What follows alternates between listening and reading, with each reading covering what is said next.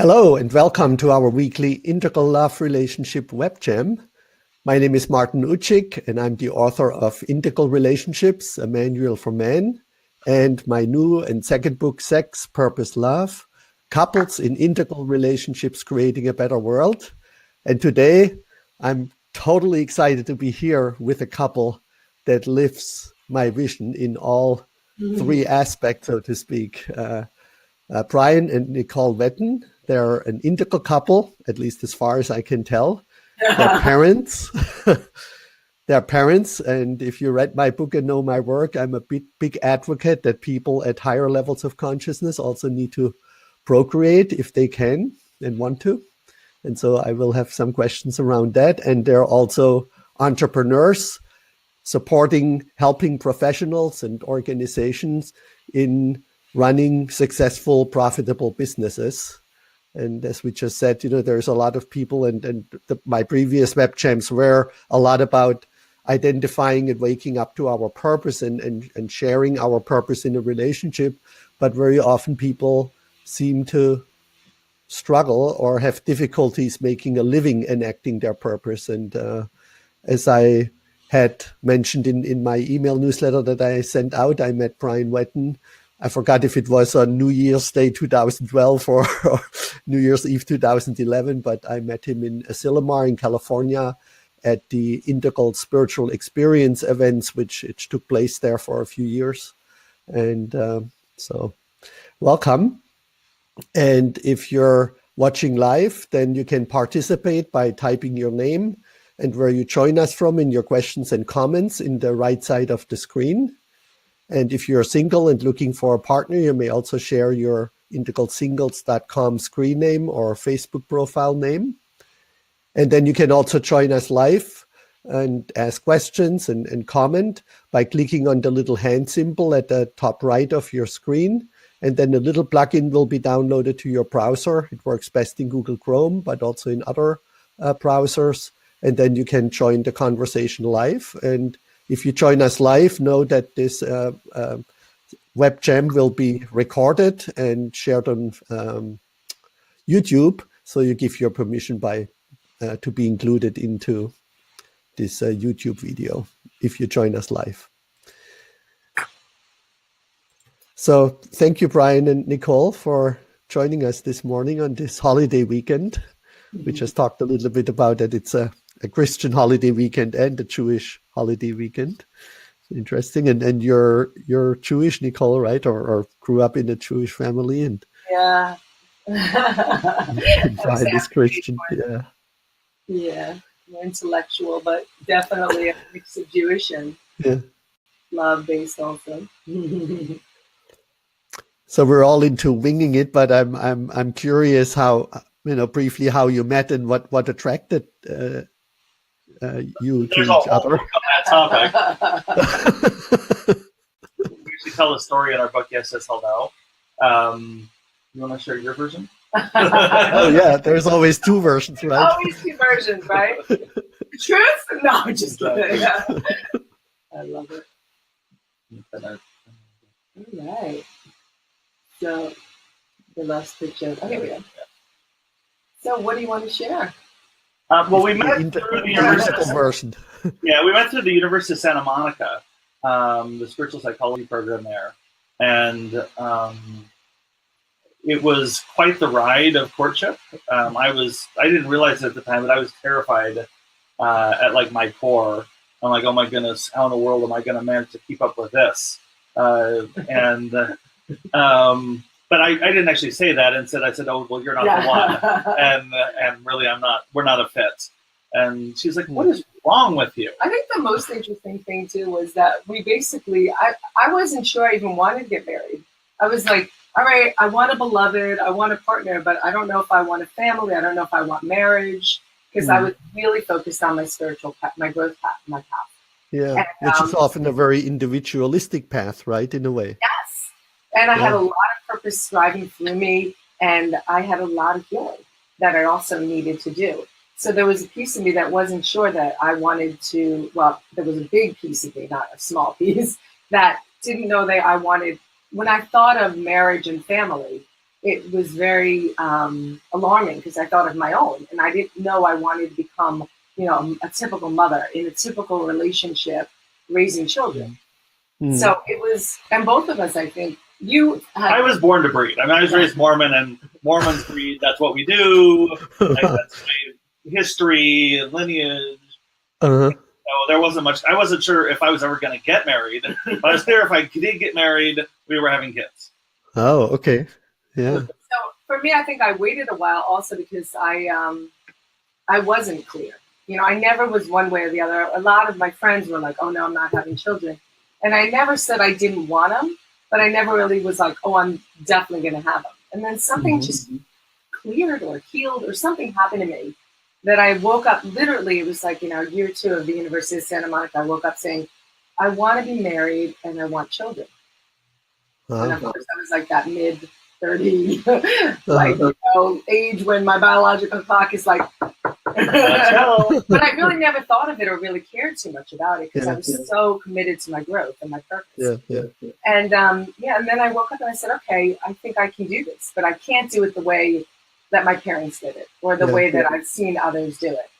Yeah. And were you already a couple at that point when that awakening happened? Didn't? No, I was actually in a relationship with someone else, which I knew wasn't the right person, but I didn't care because it was fun at the time. And I was actually doing so much healing that I really wanted to work on myself. And then I got clear, and we had known each other. But briefly, like I was taking the course, and Brian was assisting.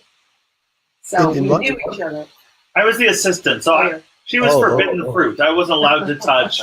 We were hands off of the students. And then after she graduated, we had our first date. And I had the vision, of course. Us spiritual people, we always, as we do normally.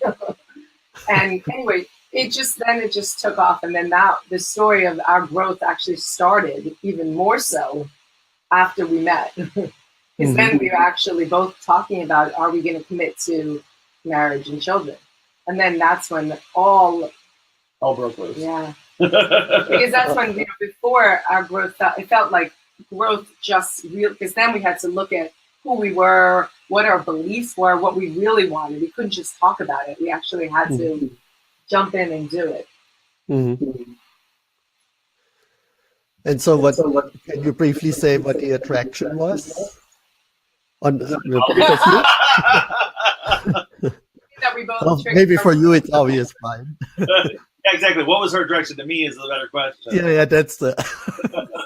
Well, it was very interesting. I had on the last day of our class, it was in June weekend. It was on the Sunday. I had a migraine headache, and I had to sit outside. And I was sitting on the couch, and he brought me over a pillow and a blanket. And I looked up, and I kid you not, I saw like a big aura around him. And I'm much more of a, kinesthetic. I get more feeling and more sight visuals. And I have this knowing, this deep knowing that this is the man, this is your husband. Wow. And it was crazy. And then I looked at him, I'm like, oh, maybe must be a headache. It must be my migraine, because I don't even know if I'm attracted. I never even thought of him like that. I thought he was a great guy. And then I went back to my migraine, and then I had a dream about him. And then the summer passed, and we had a lab, and we graduated. And then after, I realized, wow, maybe I should connect with that Brian Whetten guy, because there was something to it. And then that became our courtship, which was drama. If we want to fill the whole rest of the hour, we can talk about It's literally written up in the book. Yes, yes, hell no. If you want to find out about our courtship and how awful I was to her, read the book. Yeah. But can you share just a few big insights, that kind of like then? Well, I would say that here would be the one big one for me. If anybody, I know you've probably talked about the Imago work and the idea that we're initially attracted to the shadow and the light of our unhealed wounds. Yes. And so, we both had significant wounding. My birth mother died when I was 3, which led a huge wound in my heart. And so I was used to being attracted to people who would make me crazy and trigger all my deepest wounds and would make me nuts as a as a shadow partner. And I was actually very confused in dating Nicole because it was so clean. I'm like, you don't make me crazy. You must not be the one, because I'm sane and like clean around you. So this isn't love. What is this thing I'm in? And so it took some reprogramming and realizing, well, no, actually, relationship can be filled with light more than just drama.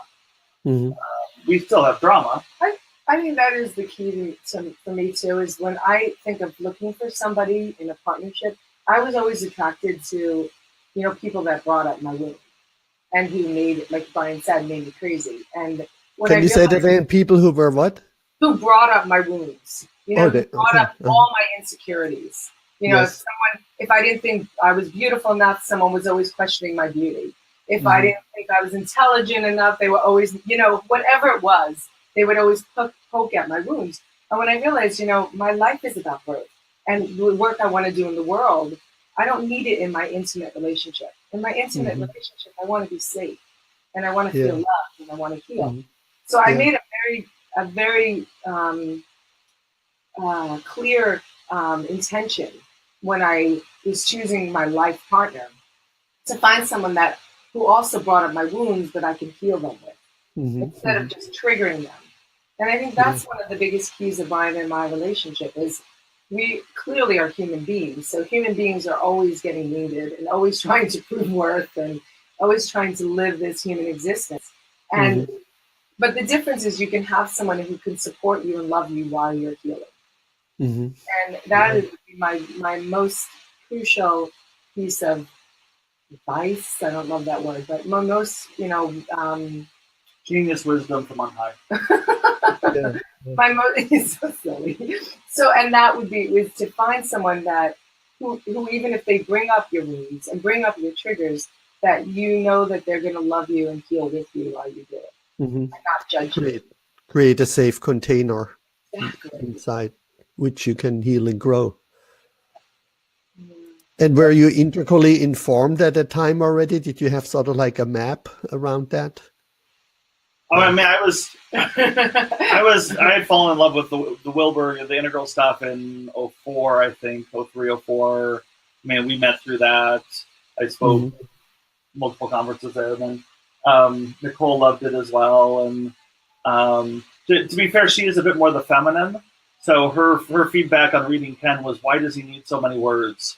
I love him. I love his work. He's profoundly great. That's because, the way he maps things is, to me, I'm more into archetypes. So I just can have a visual that maps it. I don't need all the words and the linear pattern, but it's the same energy. It's like whether we have the feminine, might want more the archetype and the visual of it. Oh, Persephone. She engulfs, the princess wanting to become a queen, whereas Ken will map it out. So at this stage, go from here to there, and then you climb to there. So definitely, that was our life's work, was some form of mapping and inner perspective.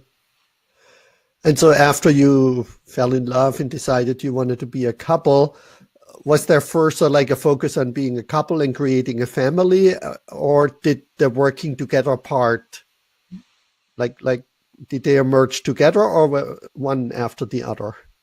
We jumped pretty quickly into the kids thing. But we were we were in groups together and working. I don't think I never worked with you on yours, like selling by giving. Well, no, I think, so we were both independent professionals doing transformational work before we got married. And then, one thing that I most appreciate about Nicole is she really gets in her bones the importance of like attachment parenting. So those first years of raising the kids, now our youngest is 4 and the oldest is 7. So like we're coming out of that first 0 to 3 phase. Yes. And she was an incredibly devoted mother at like every energetic possible level to give our girls this incredible energetic and loving foundation. Like really getting how those first stages are so critical. Yes. And so it was only, like 2 years ago that she started having the space to come out of that and then start really partnering fully with our work together. Like we were doing we're always partnering together with our work, but like she really stepped in. We did actually compartmentalize some for a while during the young kids' age, because she's a lot better at breastfeeding than I am. And then we came back together, and now we're much more, I would say, integrated through everything we do. It's now much more partnering. But it was definitely like a divide and conquer and then come back together again thing.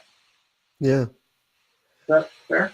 Yeah, absolutely. I mean, I was still working. I had private clients, but I was still coaching with Ryan and working on the work, but I wasn't doing it with him. I was like Disengaged. much more disengaged. Yeah. Yeah. So just this thought pops up. I had a lot of conversations with Andrew Cohen. I don't know if you know him or his work. Well, he was also at the Integral Spiritual Experience, and he was, often for many years kind of anti-relationship and certainly not very favorable. Or I should say it clearly in a way that he said, if you really want to reach that level of awakening that he was pursuing for himself and his students, he felt that romantic relationships and having children were a hindrance to that. Okay, so I'm going to start saying bad words. No, stop. Okay, we both did let that come because we think it's the complete opposite. I think he's a fool. No. Sorry, that's a little harsh. Sorry, that was too harsh. But I am. To be anti-relationships is a mistake. That is wrong. That is not good wisdom from a teacher. I'm sorry. Yeah. If you want to speak to different pathways, great. But there's two very different archetypes of spiritual growth, and Ken talks about it in his work. There's the archetype of the Arhat in Bodhisattva, or in Buddhist language, which is trying to climb the ladder of consciousness and get up as high as possible. And then there's the archetype of the Bodhisattva, which is a truly integral relationship. It's trying to be on earth. And so it's like this question. I think one of the most important questions in our spiritual community is, what is our archetype of growth? Is our archetype of growth a ladder we're trying to get off of, like escape into heaven, or are we actually trying to create heaven on earth here? And we're very clear that we are here to be on the planet, to be with our kids, to be integrating our spirituality with our truth and our kids and our work, and bring it all together. And to me, that's a much more interesting question. It's how do we bring it all together rather than try to escape or achieve. Sorry, I know that's me being a little bit rude. That's just. I know. I would say that they're both phenomenal paths. It just what happens is when you do a family and you do choose partnership, and then that's a whole other level, and then you then choose also children. It takes it even more. So it pulls you away from some levels of extension, but it creates so much more opportunity for growth, because it can create actually more growth. So to me, it's like when I chose a partner, I mean, all of a sudden I can't just be on my own meditating. I can't just wake up and do my own thing. I have to care about what is his needs. What does he also want? Which then it does take me away from my reading and my center.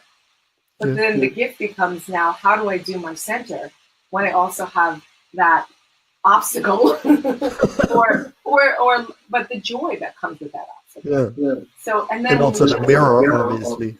And the mirror. I mean, there's a man, like I used to call it my uglies. I used to say it was so easy for me to be in a relationship, and then I'd come home and do my uglies, which was my private place where I can really let loose and, sit in front of a television and eating cheese popcorn or whatever it was, with like my hair, like in a face mask, whatever it was, that I didn't have to have someone else see things that I didn't want that I thought I wanted to reveal in myself. And then when I chose that beloved partnership, it's like, even when I was depressed and when I was grumpy, it's like he saw it. I couldn't just be my best face. So I had to then work through, all right, this is a big piece of who I am. you know? Yes. And then when children came along, it became this, oh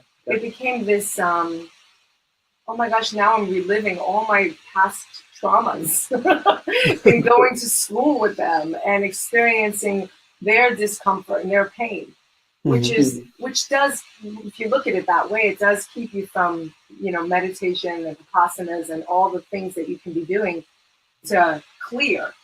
Yes. But it also then offers you more opportunities to be in the discomfort. So it's funny.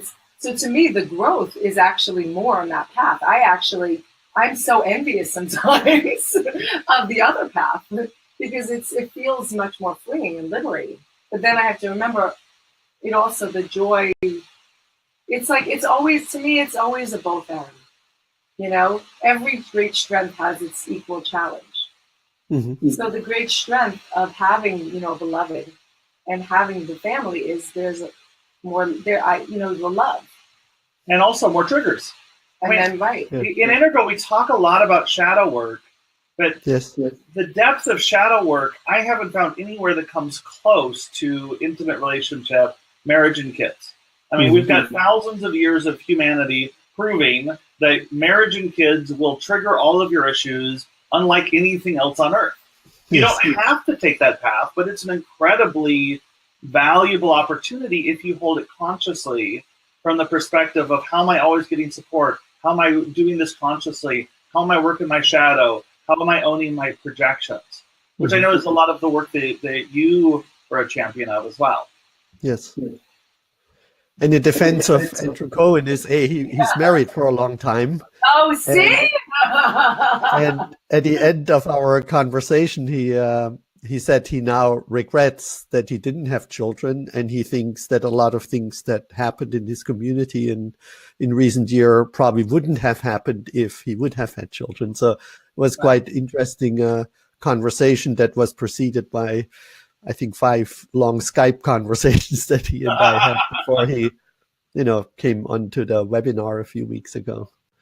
So, of course, there's sometimes these questions, do people who don't have children more easily advance into higher stages of consciousness? Or is it the other way around what would be the other way around? That people who advance to higher stages of consciousness decide not to have children, right? So it's this chicken and egg question. I do. I think, so the interesting, for me, I have to say, I think it's like everything.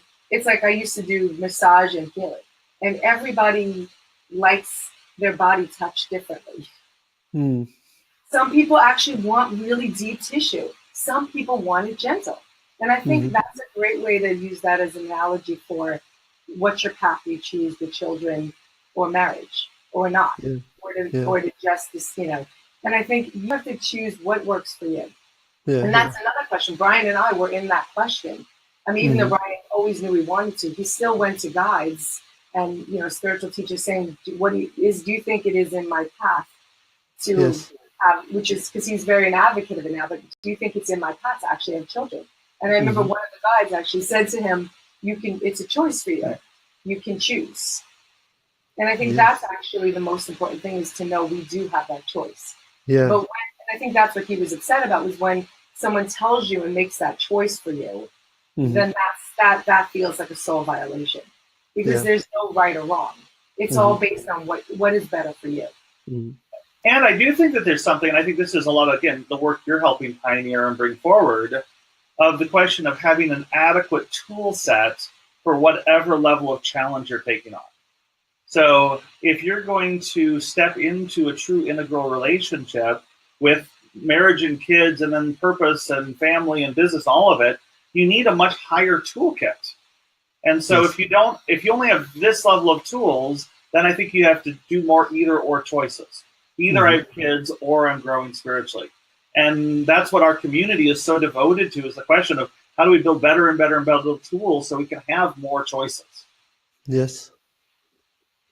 So we're true masochists, because not only is our spiritual path the most important, but then we also decided to have marriage, have children, And also run a business together. Run a business That's together, purpose yeah. driven, doing transformational work with other people and ourselves. So yes. Yeah, yeah. So I think we're the more than the trifecta masochists. Yeah. And that's been a whole other unique experience. Yeah. So I want to briefly tell how I came to meet you, Brian. And so obviously I wrote this first book, Integral Relationships, a Manual for Men, which basically helped me to learn how to meet women at whatever level of development they are. And I was just thinking this week, how there's all this conversation, at least I see that about conscious men, right? It always tickles me a little bit because obviously when we are awake and thinking and breathing, right, we're conscious, right? So I think when women talk about, I want to be with a conscious man, that means I want to be with a man who gets me at my level of consciousness, right? So it's kind of silly to say men are unconscious, we're not all in a coma, obviously.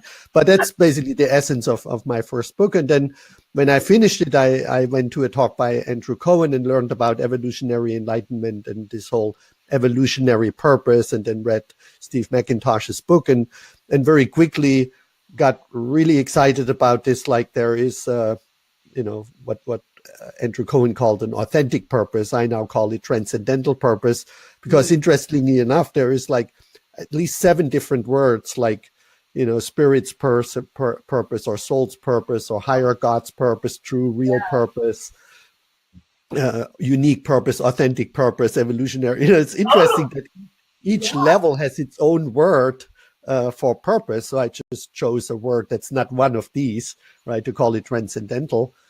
And so I was very clear that my purpose, or my transcendental purpose, was to further the integral relationship vision. And so I went to that Integral Spiritual Experience event and went to your breakout group about, I don't know what the theme was, for helping professionals. Or something. Yeah. And what just completely blew my mind was when you said, that you experienced that a lot of helping professionals, there's sort of like these 2 tasks, which you said were kind of like the more feminine task of providing our service and the more masculine task of marketing ourselves, right? The selling part. And that a lot of people get caught and, between these 2 and don't do neither, right? And I went like, holy shit, this is exactly what I'm doing. And in my case, it was more like, I still have a day job, Right. being a CEO now and a manager.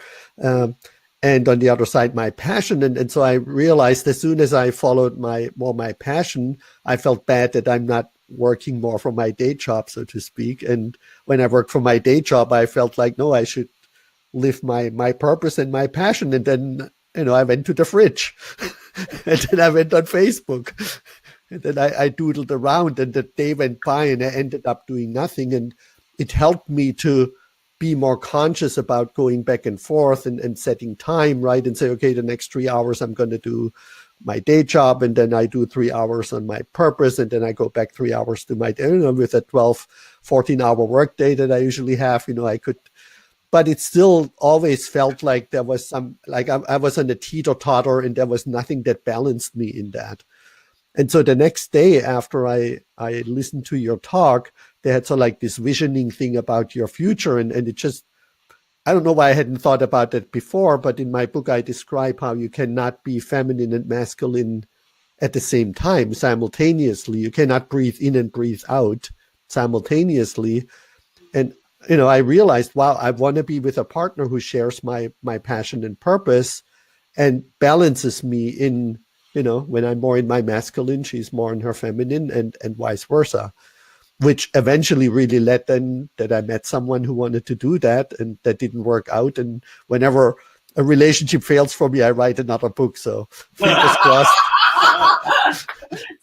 Fingers crossed that I don't have to write another book. Well, that my next partner will be the one, and because writing a book is really a pain in the butt. And takes quite some time out of your life, but it's also very rewarding.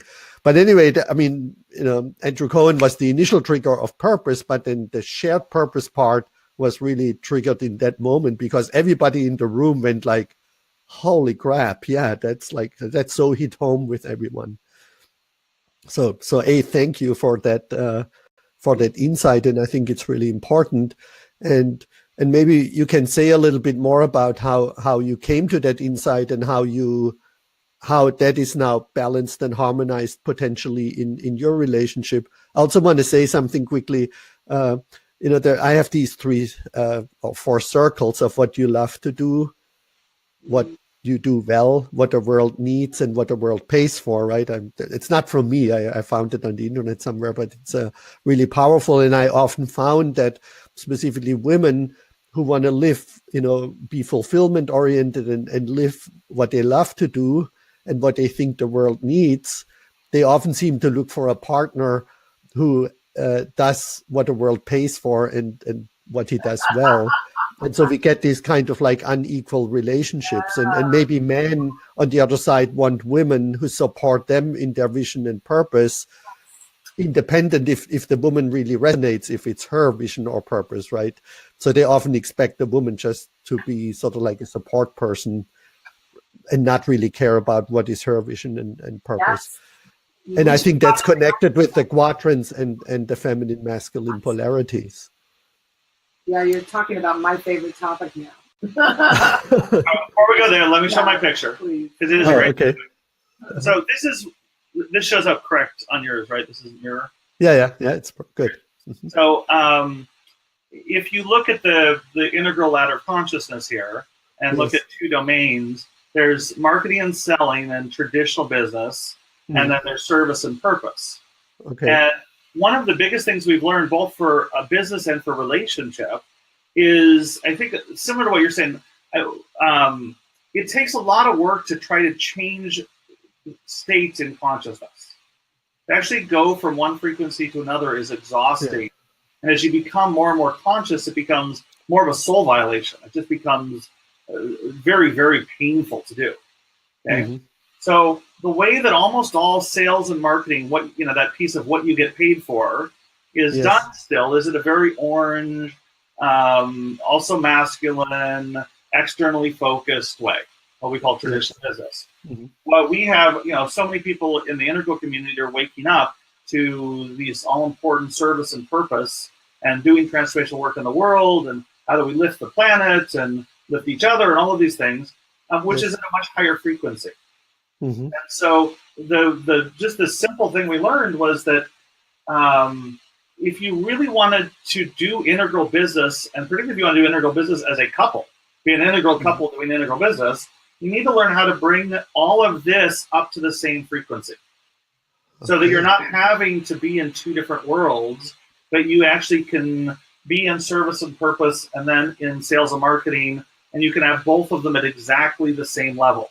And that's not just a concept, that's actually a grounded step-by-step question. How do you sell and market from an integral level of consciousness? How do you position your work from an integral level of consciousness? How do you price your services from an integral level of consciousness? And so the more that you, again, that build that toolbox up so that you can close that gap and have a very robust toolbox for your business and your relationship and your life, that changes everything. But it also requires that somebody is at an integral level, obviously, and upscales the marketing side. But there's there's a level of consciousness, absolutely. But what we find is lots of people are at green or yellow, turquoise, some mix in there, and they're trying to do orange business. And so it's just whatever level you're at. If you're moving past orange, you need to up-level the toolbox you're using. I think we tend to spend too much time focused on who are you being, what's your state, where are you at in consciousness, when it's also very important to ask, what is the toolbox you're using, and is it aligned with your consciousness? And that's, for us, I mean, that's been the biggest thing we've learned is we had to build up our relationship toolbox so it matched our consciousness, our parenting toolbox so it matches our consciousness, our business toolbox so it matches our consciousness. There's no way we could overlap as many pieces of our life as we do and integrates so much of who we are if all of our toolboxes weren't at the same level. Mm-hmm. I see. What's your feedback on that, Nicole? No, I mean, it's fascinating to me how this has been our biggest discovery of how to work together. Because when we started mixing all hats, it became, when are we lovers? When are we parents? When are we business partners? When are we? And then by integrating it, it's like we also now have this level of communication now, because we have built our toolbox that we sat through and discussed, how are we going to know which conversation to have?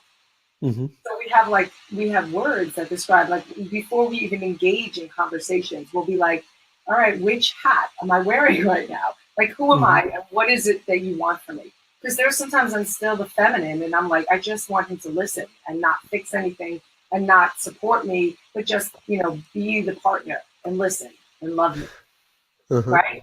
And then, and sometimes I actually want feedback because I want solution-based, because we're at a problem that we need to fix. So if I don't come in and I don't specify to him, I need you just to listen because I'm venting and sorting right now. And this is just for me. I don't need a solution. Yes. And then all of a sudden he's acknowledging, like, all right, this is what she needs from me. Because to me, I expect him to know exactly what I need from him in that moment, particularly around all these different topics. All these different hats that we're wearing together would be unkind, particularly for the masculine, because they're very one thing at a time. The feminine, we can handle it a little more. And just going back to that, so it's really mostly about, how do we communicate with each other? Like, how did we up level our communication to be so conscious that we can integrate it into every part of and every aspect of what we're doing together? Yeah. And that to me is one of the biggest keys we learned, because we were fighting a lot. We were arguing, we were getting annoyed, and we weren't accomplishing, quote unquote, what our intention was, because we were getting distracted by all the other stuff before we could even get to what we really came in the conversation to resolve. So now it's like, it's so much more efficient. Just from that perspective, it's like everything we've done has created more efficiency, because we're actually integrating our consciousness at a better level. So now I can actually say to him, I need something now. And this is what I need, as opposed to, And I would say, like, the most important question I'm learning to ask, if we don't have clarity yet, is, what do you want from me, or what's our intention for this conversation? Even like when we're just walking together to Starbucks, like, we're learning that we need to start the walk with, okay, what's my intention? What's your intention?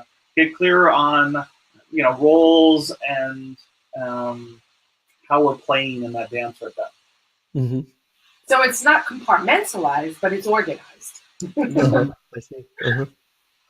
And are you talking now both about sort of like relationship, family matters and business matters? And do you feel that they're fairly similar and sometimes touching and interfering with each other?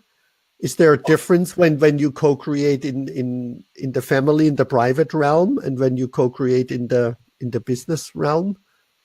Well, so do you assume different roles there? There is, but to me, I think the biggest issue is, what level of emotional processing are we doing? Right, in terms of what level of shadow work is coming up versus like enlightened purpose versus grounded in the middle.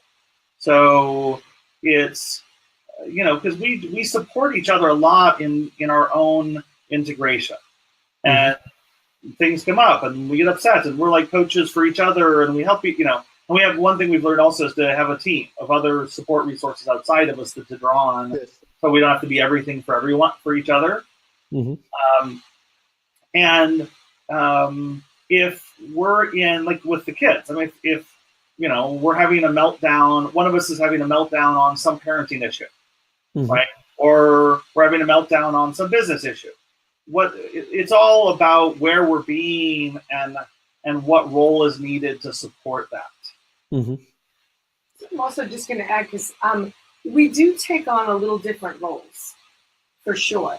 We just bring that consciousness to it. So it's not a clear cut, like, I'm not only responsible for the children and he is mostly responsible for the business. I do, like, we do what we call, like, who's the lead in which Okay. area. So in Uh-huh. children, I am actually the lead. Mm-hmm. And in parts of the business, he is the lead. But Okay. not in all. It's not like I'm the business, and then you come help me support me here and I support you there. It's like we Mm-hmm. do have, because it's fascinating that hierarchy, in some ways, it's not hierarchy, but it's, how would you? It's an organization. Yeah, it's organization of it. So yes, for the basic needs of the children, I just handle them.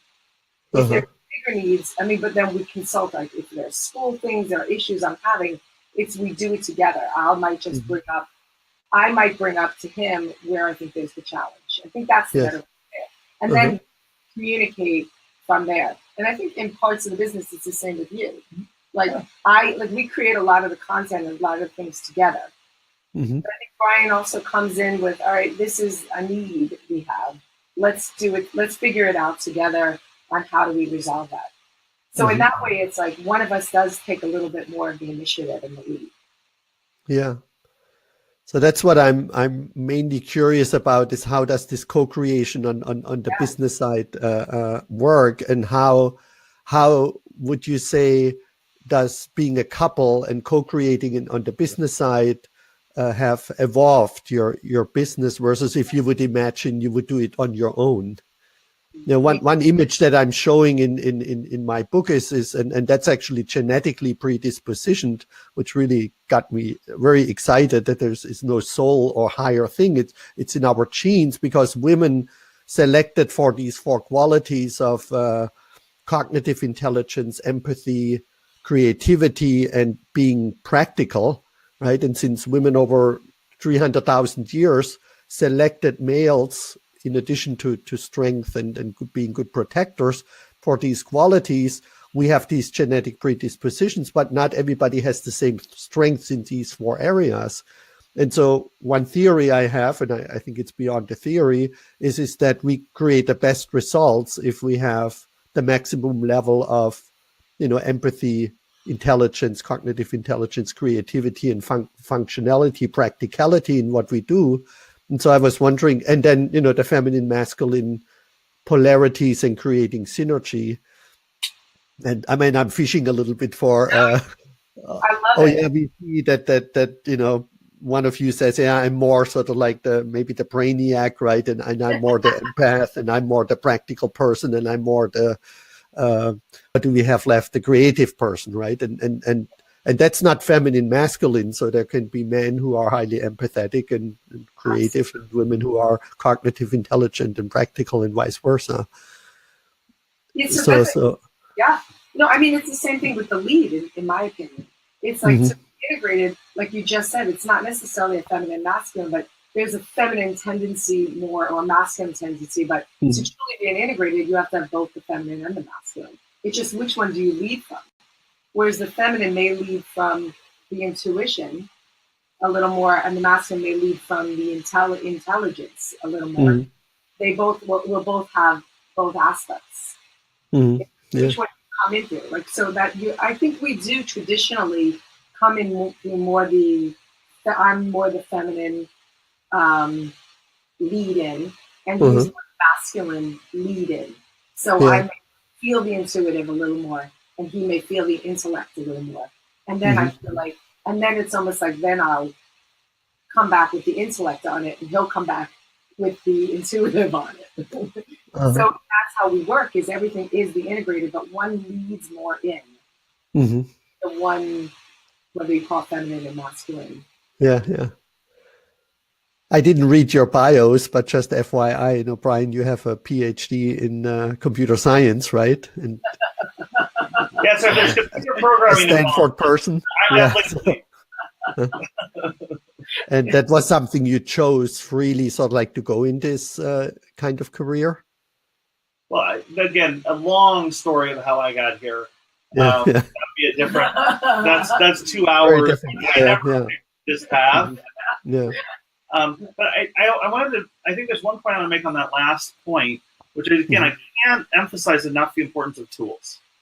Okay. So if you're if you're coming together just as a partners, if you're just trying to be a couple, then as a conscious integral couple, then you need level 1 tools. If you're trying to have the relationship and either call it business or kids, little of both, but just one of those you're going to bring together. Now you need level 2 tools. If you're also going to bring your purpose in, now you need level 3 tools. And if we bring kids into this as well, now you need level 4 tools. Yeah. So again, our community tends to spend so much time thinking about maps and states. Who are you being and how are you thinking? It doesn't, what we have found is the essential piece is how big is your toolbox and is it adequate for the task? And the more complexity you bring to the table in terms of the amount that you're choosing to integrate together, the more tools you need to do that well. And that's what we've spent the last 15 years developing and collecting and codifying and teaching is how do you do more and more, have higher and higher toolboxes for all of these pieces. Yeah. And one of the things I also just want to add to it is you're never at a place where you're done. Like we always need support too, even though we have all these tools for communication and for just life skills. We still both see, we both see healers and coaches outside of us.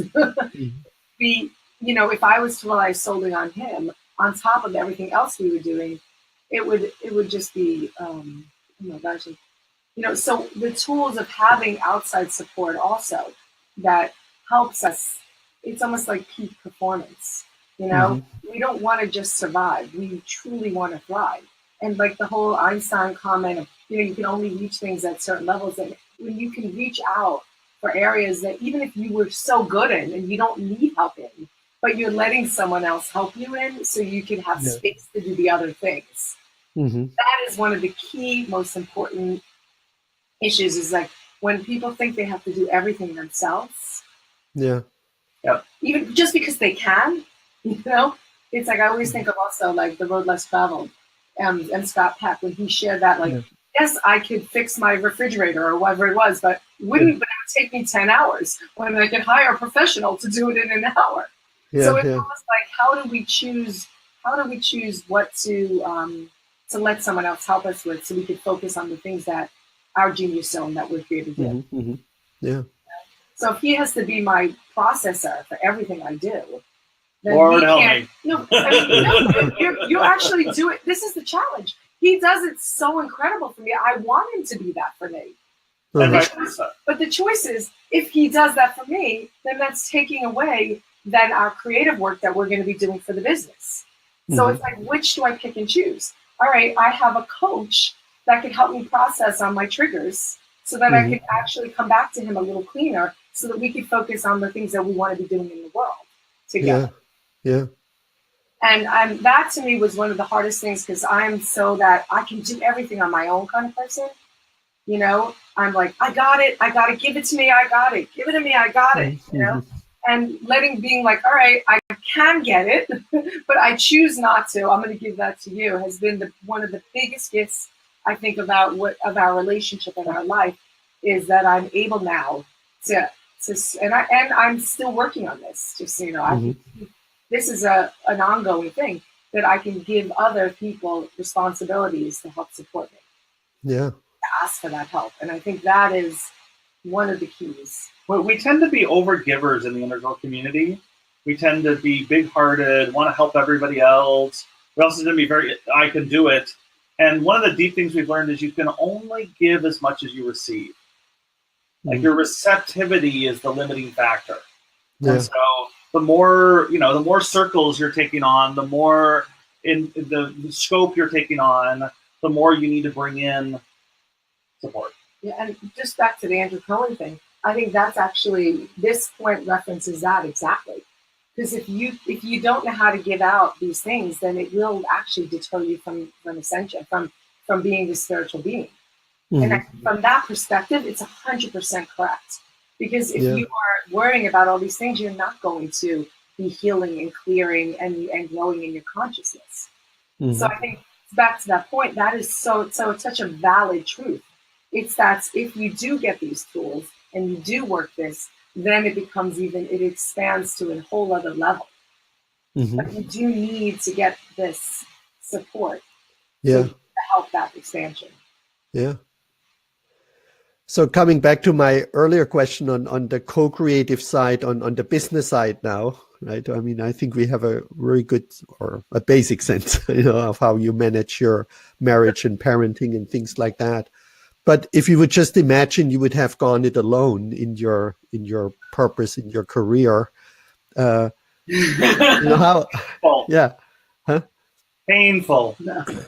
What would you say, would be most inspiring for people? I want to inspire to open up to this idea of shared purpose as an additional attractor for co-creating integral relationships. So not going just by the primary fantasy and the healing attractors and, these things, but really this, what is the power of co-creating as a couple versus just, and I'm sure you have a lot of clients who are single, right? And probably go like, I don't even have time or space for bringing a partner into my life. It would be just be a distraction of pursuing my purpose, right? Yeah. So, I mean, I sometimes get to know women, right? And they just don't have time for a relationship because they're so busy building their multi-million-dollar business on their own. And I go like, well, wouldn't that be easier with a partner, right? So yes. Yeah, share even about the Sun by Giving, the difference in the last few years. So, I mean, Nicole was always supporting, even when she was in heads down, like trying to get through sleepless nights with the babies mode. I mean, she was, very integrated, but separate, and because she was supporting more rather than being in it. And so, the Selling by Giving work, and you're sampling that work and coming to our live event in a few weeks and everything. Yes. You'll see, you'll see the difference. That it used to be much more in my head. It used to be much more intellectual. It used to be brilliant, but not as effective. And then by bringing Nicole in, it's taken the work like 7 levels higher, not because it's 7 levels more intellectual, but because it's 7 levels more integrated. It's meeting people where they're at. It's hitting home. It's coming together. And so the two of us together, there's a dance that happens where I don't think, at least speaking for myself, I couldn't go anywhere close to the level of leadership I am at, or that we're at together now by myself. Impossible.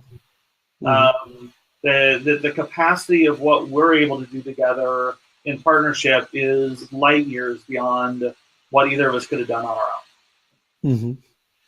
And that's because of the integration of the ascending and descending in a way. Is that what I'm hearing? That you can stretch more in both directions as a couple than the feminine and the masculine, and intuitive and logical, and I think just Brian on his own expands your. He's incredibly integrated as well. He wasn't like he was just the intellect and just this. He's also incredibly integrated. It just took it to the next level. So whereas he would be giving a lot of content, a lot of how-tos, and also really deep thoughts that shifted your mindset, because he's so purpose-led. So I would say Brian's deepest core is having massive purpose and spirit come through, and then being able to communicate it so well to others. And then I would add, well, like an example on that one then, is like when Nicole came in and integrated, now people don't just think about their purpose at our events, but she actually helps them open up to the energy line, feel it in their body, bring it in, bring it through, feel into the invitation points of the clients that are out there waiting for it. It's much more embodied. It's almost like we say, what do we call for engineers? Remember we called it GPS for engineers. So I think a lot of times when people who are so brilliant and so integrated intellectually and know there's the other aspects of it, but they don't know how to get there. That's what I've noticed so much in the integral community too. It's like these incredible, beautiful, big minds and big hearts, but it hasn't really been able to access it together. It's been like, here's my big mind, here's my big heart. So I think what I've added is, how do you do the both ends together? My big, brilliant mind and my purpose that's so huge, but I'm not connecting at the level that I'm able to, that others can feel what I'm doing. Yeah. I think that's so I wouldn't be able to intellectualize it and construct it and map it and organize it the way if I didn't have Brian. I just would be all feeling and intellectual in concepts, but not in practicality. And then practical in the how-tos 1, 2, 3. And what he does, together we almost create this through line. So it's like purpose. Create this what? It's called we call it through line. True? So, through. THROUGH. Or TRRU. Whatever way. So what happens is you open up to so much purpose, and it's like you want to then speak it to the world.